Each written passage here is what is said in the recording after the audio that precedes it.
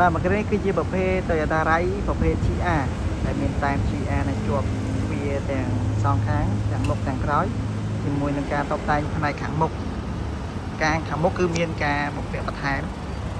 ដោយរូបនេះគឺជាប្រភេទ GR ហើយមួយនេះគឺស៊េរីឆ្នាំ2025ហើយគីឡូប្រាប់ណា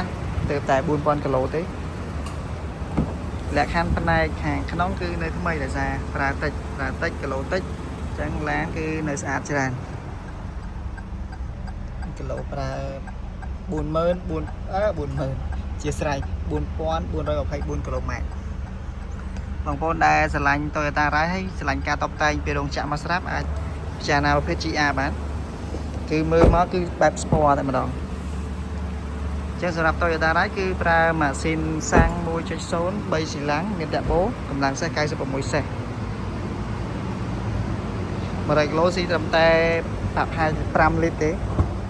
ពន្ធផ្លូវមួយឆ្នាំ 150,000 កៅអីផ្នែកខាងក្រោយបើសិនជាយើងត្រូវការដឹកអីវ៉ាន់វែងយើងអាចបត់បានបត់ហើយក៏អាចបើសិនជាយើងទៅ camping ក៏អាចដាក់ពូក្នុងនេះសម្រាប់បានដែរនេះវែងគូសំហើយតម្លៃមួយនេះគឺ 25,900 អាចធ្វើការចរចាបានពីក្រុមហ៊ុនផ្ដល់ជូនយើងមានការឈ្មោះជូនមានការធានាពីក្រុមហ៊ុនទៅ